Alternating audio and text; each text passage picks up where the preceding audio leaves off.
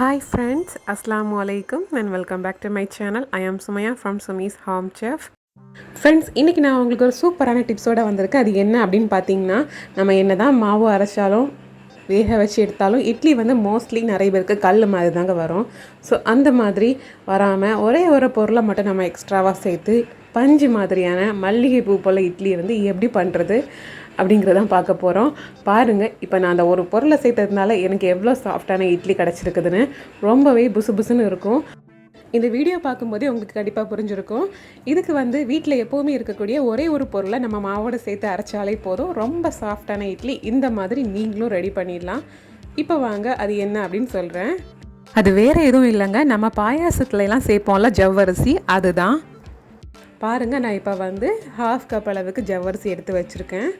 ஜவ்வரிசியில் பார்த்திங்கன்னா 2 வெரைட்டி உண்டு. ஒன்று வந்து மாவு ஜவ்வரிசின்னு சொல்லுவாங்க, இன்னொன்று கண்ணாடி ஜவ்வரிசின்னு சொல்லுவாங்க. மாவு ஜவ்வரிசி யூஸ் பண்ணிங்கன்னா ரொம்பவே சூப்பராக வந்து ஈஸியாக அரைஞ்சு போயிடும் அண்ட் ஈஸியாகவும் நல்லா ஊறி வந்துடும். பட் என்கிட்ட வந்து கண்ணாடி ஜவ்வரிசி தான் இருக்குது. ஸோ நான் இதை தான் இப்போ யூஸ் பண்ணி காமிக்க போகிறேன். இதை வந்து இப்போ நாம் தண்ணி சேர்த்து ஊற வச்சு எடுத்துக்கணும். இது நாம் அரிசி ஊற வைக்கும்போது அது கூட சேர்த்து கூட ஊற வச்சுக்கலாம். பட் நான் இங்கே வந்து தனியாக தான் ஊற வச்சுருக்கேன். ஜவ்வரிசி பார்த்திங்கன்னா பொதுவாக நம்ம 6 மணி நேரமாச்சும் ஊற வச்சா தான் நல்லா அரைச்சி எடுத்துக்க முடியும். பட் இங்கே வந்து நான் கண்ணாடி ஜவ்வரிசி யூஸ் பண்ணியிருக்கேன். அது மட்டும் இல்லாமல் இதை நான் ஊற வச்சு ஜஸ்ட் 4 ஹவர்ஸ் தான் ஆகுது.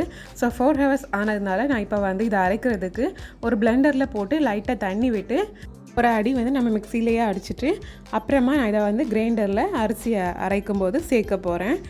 இந்த கண்ணாடி ஜவ்வரிசி பாருங்கள் எந்த அளவுக்கு ஊறி இருக்குன்னு தெரியும். அதாவது நம்ம இந்த மாதிரி லைட்டாக வந்து நகத்தால் ப்ரெஸ் பண்ணும்போது 2ஆக உடஞ்சி வருது. ஸோ ஓரளவுக்கு பரவாயில்லாமல் நல்லா ஊறி வந்திருக்குது.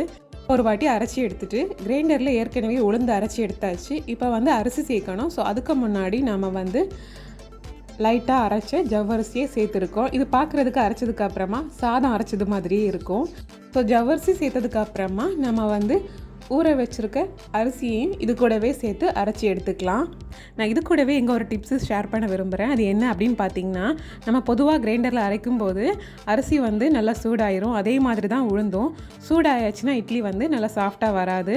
ஸோ நீங்கள் அரைக்கிறதுக்கு 1 மணி நேரம் இல்லைனா 2 மணி நேரம் முன்னாடி ஃப்ரிட்ஜில் வந்து ரெஃப்ரிஜரேட் பண்ணி எடுத்திங்கன்னா இட்லி வந்து நம்ம அரைக்கும் போது கடைசி வரைக்கும் கிரைண்டர் சூடாகாது.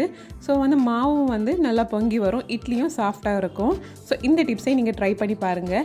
இப்போ நம்ம மாவை நல்லா அரைச்சி எடுத்தாச்சு. இப்போ அரைச்சி வச்சுருக்க இந்த அரிசியையும் ஜவ்வரிசியும் மிக்ஸையும் ஏற்கனவே அரைச்சி வச்சுருக்கக்கூடிய உளுந்து கூட சேர்த்து மிக்ஸ் பண்ணி இந்த மாதிரி ரெடி பண்ணி வச்சுக்கோங்க.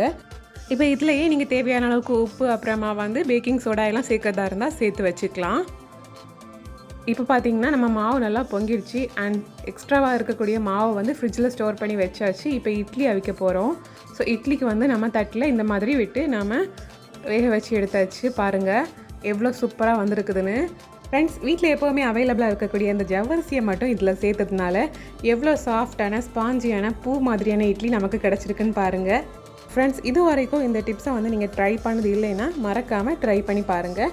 ட்ரை பண்ணி பார்த்துட்டு எப்படி இருந்துச்சுன்னு கமெண்டில் மறக்காமல் ஷேர் பண்ணுங்கள். அண்ட் இந்த மாவில் இட்லி மட்டும் இல்லைங்க, கிறிஸ்பியான கீ ரோஸ்ட் அதாவது நெய் தோசை கூட சூப்பராக செஞ்சு எடுத்துக்கலாம். ரொம்பவே கிறிஸ்பியாகவும் கிரஞ்சியாகவும் இருக்கும் சாப்பிட்றதுக்கு முருகலாட்டு. இப்போ நான் அந்த மாவில் தான் ஒரு தோசை விட்டுருக்கேன். பாருங்கள் எவ்வளோ சூப்பராக வந்திருக்குன்னு. இட்லி மாவில் கொஞ்சமாக தண்ணி சேர்த்து இந்த மாதிரி சூப்பராக கிறிஸ்பியான தோசை சுட்டு எடுத்துருக்கேன். ஸோ ஜவ்வரிசி சேர்க்கறதுனால ரொம்ப கிறிஸ்பியான தோசையும் நாம் செஞ்சு எடுத்துக்கலாம். அதே மாதிரி பஞ்சு போல் இட்லியும் ரெடி பண்ணிடலாம். ஸோ ஃப்ரெண்ட்ஸ், இந்த டிப்ஸை மறக்காமல் நீங்களும் ட்ரை பண்ணி பாருங்கள். அண்ட் இந்த வீடியோ பிடிச்சதுன்னா வீடியோக்கு மறக்காமல் லைக் ஷேர் கமெண்ட் பண்ணுங்கள். இன்னும் இந்த மாதிரி டிப்ஸ் அண்ட் ரெசிபீஸ் பார்க்குறதுக்கு என்னோடய சேனலை மறக்காமல் சப்ஸ்கிரைப் பண்ணிக்கோங்க.